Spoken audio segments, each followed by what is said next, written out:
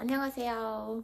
오늘은 저희 부부가 왜 시험관 판정을 받았고 어떻게 임신 준비를 해서 임신을 성공했는지에 대해서 한번 말씀드리고자 합니다. 사실은 저희는 이전 영상에서 보신 분들도 있겠지만 아기를 조금 오래 기다렸어요. 진짜 본격적으로 심각성을 깨닫고 준비한 기간은 한 8개월 정도 된 것 같고 그 전부터 그냥 생기면 생긴 대로 자연스럽게 라고 생각을 했었는데 생각보다 안 생기는 거예요. 그래서 이상하다. 산전검사를 가보자 해서 보건소에 먼저 산전 기초검사를 받게 됩니다.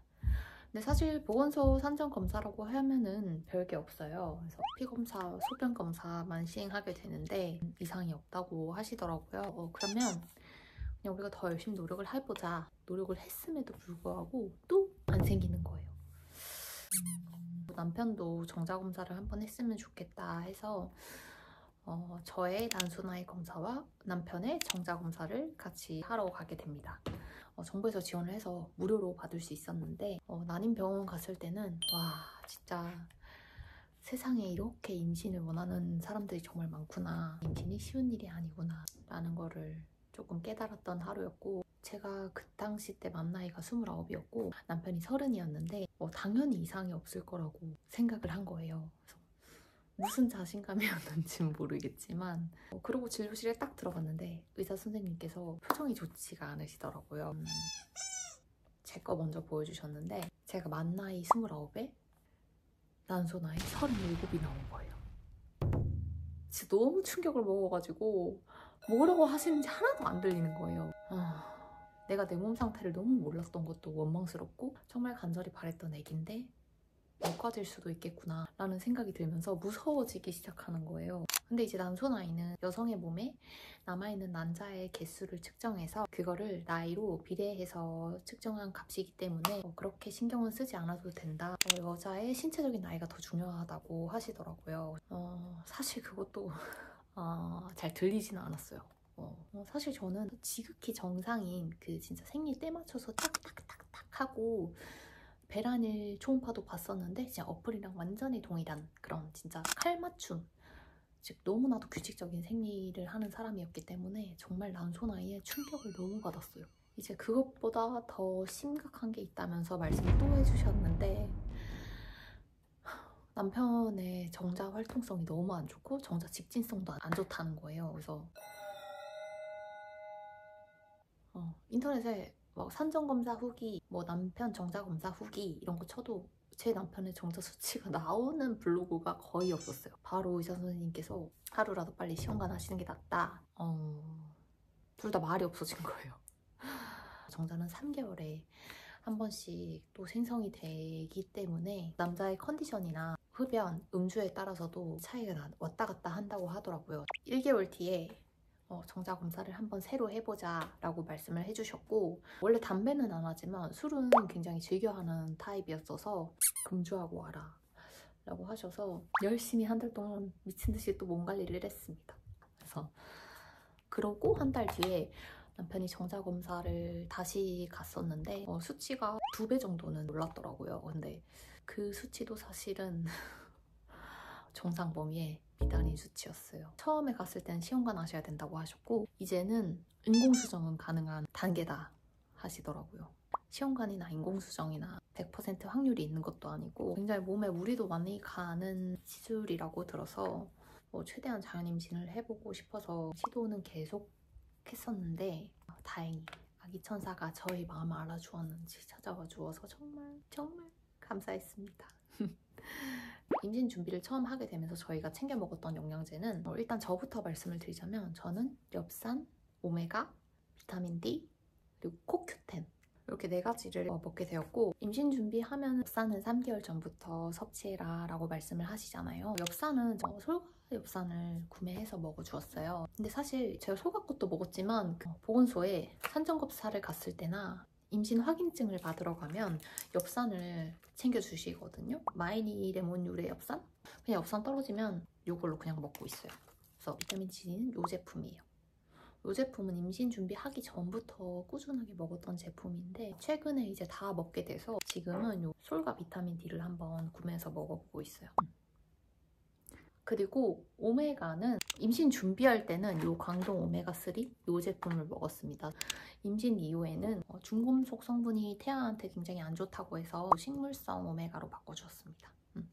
검사 결과를 받고 난 이후에는 코크텐이라는 영양제도 추가를 해주었는데요. 이 영양제는 항산화에 굉장히 좋다고 하더라고요. 일단 난자의 질 개선에 영향을 준다고 해서 임신 준비를 하면서 같이 먹었습니다.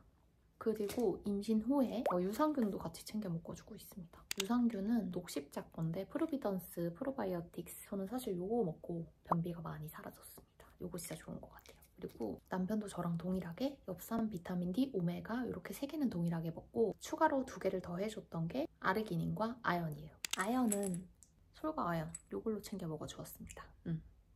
그리고 아르기닌은 나우푸드 거 먹어줬고요. 사실은 남편이 아르기닌은 2가지 종류를 먹어봤는데 이 나우푸드 제품과 익스트림 아르기닌 2가지를 먹어봤거든요.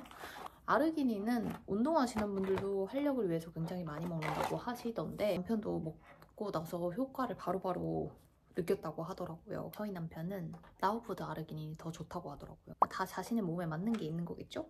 이렇게 저희 열심히 챙겨 먹었던 영양제를 추천드렸고요.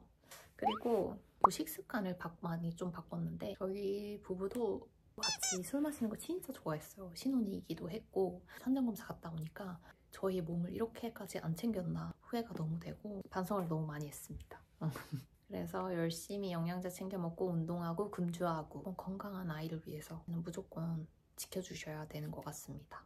그리고 제가 했던 것 중에 또 하나는 배달 음식, 플라스틱 용기, 그리고 외식 이렇게는 많이 지양했던 것 같아요. 미세 플라스틱이 사실 막 한두 번 가지고 몸에 해로울 정도는 아니다 라고는 말은 하지만 모든 몸에 안 좋은 거는 피하고자 하는 마음이 있었고 그리고 이제 외식이나 배달 음식도 간이 되게 세고 자극적인 음식들이 많잖아요. 그래서 웬만하면 집에서 건강하게 덜 짜게 많이 해 먹으려고 노력했던 것 같습니다. 그리고 저는 찬물 대신에 따뜻한 물을 많이 먹기 시작했어요. 아침에 일어나서는 무조건 따뜻한 물을 자주 마셔주려고 노력을 했고 겨울에도 아이스 아메리카노 정말 좋아하던 사람이었는데 따뜻한 차 마시고 여자는 자궁이 따뜻해야 된다고 하잖아요. 그래서 온몸을 따뜻하게 하려고 많이 노력을 했습니다. 그리고 저희가 챙겨 먹었던 음식 중에 하나가 또 저는 추어탕을 열심히 챙겨 먹었어요. 제가 원래 추어탕을 그렇게까지 선호하는 음식이 아니거든요. 근데 임신 착상에 잘 되는 음식 이렇게 쳐보니까 추어탕이 나오더라고요. 그래서 여기서 시켜 먹었고 추어탕을 맨날 또 어떻게 먹습니까? 그래서 맨날 먹은 건 아니고 간간히 생각날 때마다 한 번씩 몸보신 한다는 느낌으로 챙겨 먹었던 것 같아요. 그리고 남편이 챙겨 먹었던 음식 중에 하나가 토마토가 정자 활동성을 올리는데 정말 좋은 음식이라고 하더라고요. 그래서 집에서는 홀토마토, 큰 토마토를 사서 슬라이스해서 열심히 먹고 이제 회사에 갈 때는 방울토마토를 한 봉지씩 맨날 챙겨줬어요. 그래서 열심히 챙겨 먹었고 견과류 있잖아요. 견과류도 열심히 챙겨 먹어주었습니다. 아몬드와 호두를 섞어서 매일매일 한 줌씩 먹었습니다. 정말 챙겨 먹을 것도 많고 부지런해야 되는 것 같아요. 근데 그게 딱 임신 준비를 한다라는 느낌보다는 내 몸 건강하게 챙겨보자 라는 마음으로 접근하신다면 조금 더 마음이 편안하고 부담이 덜 되지 않을까 싶습니다. 그리고 사실 베이비 댄스 젤이라고 있어요. 숙제하기 전에 여자가 먼저 사용을 하고 숙제를 하게 되면 정자가 이동하는데 조금 쉽다고 해서 직구해서 사용을 해봤거든요. 근데 저희는 딱히 효과가 없었어요. 오히려 사용 안 했을 때 아기가 생겼거든요. 그래서 저는 딱히 그 베이비 댄스 젤은 추천하지 않습니다. 그리고 마지막으로는 정말 어렵지만 정말 중요한 요소예요. 마음가짐. 편안한 마음가짐이 제일 중요한 것 같습니다. 임신해야겠다라고 마음먹으면 부담이 되고 스트레스가 돼서 아기가 잘 안 생긴다 라는 얘기를 저도 굉장히 많이 들었거든요. 내 아기겠어? 라고 생각을 했었는데 제 얘기가 되더라고요. 맨날 배란일 테스트기 쓰고 배태기 끝나면 임태기 쓰고 임태기 끝나면 배태기 쓰고 매달 진짜 소변 검사하느라고 임태기에 썼는 돈이 얼만지 너무 스트레스인 거예요. 그 하루 종일 네이버에 배란 7일차, 배란 8일차, 배란 9일 임태기, 배란 10일 임태기, 배란 11일차 증상 이러면서 진짜 모든 블로그를 다 검색하고 있고 일이 손에 안 잡히고 임태기 한 줄 넣는 거 보고 맨날 울고 그랬었는데 그걸 몇 달 하다 보니까 너무 지치는 거예요. 뭐 하는 짓인가 싶고 이게. 그래서 내려놨어요. 언젠가부터. 어차피 나는 아기를 가지려고 했으니까 무슨 방법이든 해보자. 올해까지 안 생기면은 시험관 하면 되지. 그땐 찾아오겠지. 그러고 갑자기 마음이 확 편해졌던 것 같아요. 정말 추천드리는 것 중에 하나가 왜 여행 가라고 하잖아요. 그 수정에서 착상되는 기간 있잖아요. 그때 여행을 가세요.